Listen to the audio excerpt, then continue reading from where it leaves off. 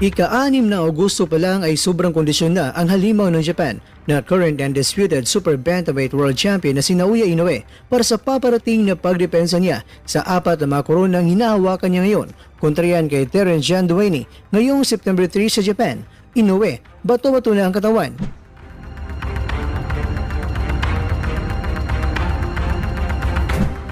Pagkatapos na nagulat sa naging desisyon ng mga hurado sa Paris Olympics, sa wakas, Carlo Paalam, pinasabog na ang pagkadismaya sa tunay na naramdaman sa kanyang pagkatalo.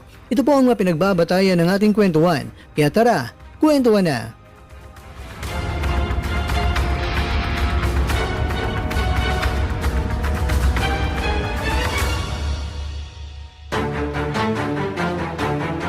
Ang larawan inyong nakikita ngayon ay dalawang malalaking mga mama na katabi ni Inoue ay sina Nori Valenzuela